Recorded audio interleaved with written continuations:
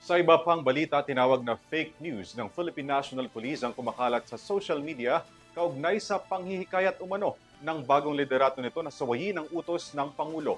Ayon sa PNP, mananatili silang nakatuon at susunod sa saligang batas kung saan iginagalang ang kanilang Commander-in-Chief. Tunghayan ang detalye ng report mula kay Henry Nicolas.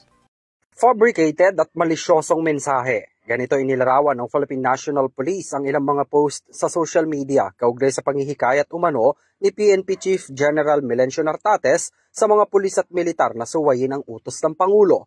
Sabi ng PNP, mananatili silang nakasunod sa saligang batas na nakatuon sa pagsunod sa Commander-in-Chief. Kasunod nito ang pagpapatupad ng nasa pinakamataas na antas ng integridad, disiplina at professionalism sa lahat ng kanilang mga operasyon.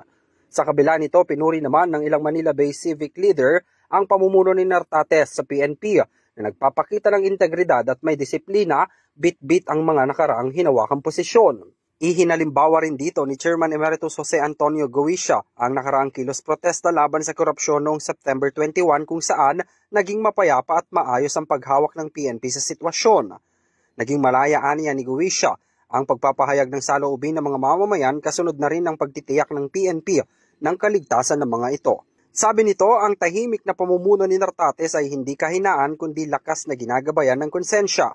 Samantala, nanawagan naman ang PNP sa publiko na maging vigilante at tiyaking mag-verify ng mga post na nakikita online at iwasang mag-post ng mga unverified content. Tiniyak ng organisasyon na mananatiling magsisilbi sa publiko na may dedikasyon, accountability habang nilalabanan ang tangkang pagpapakalat ng mga maling impormasyon para sirain ang kredibilidad ng law enforcement institutions.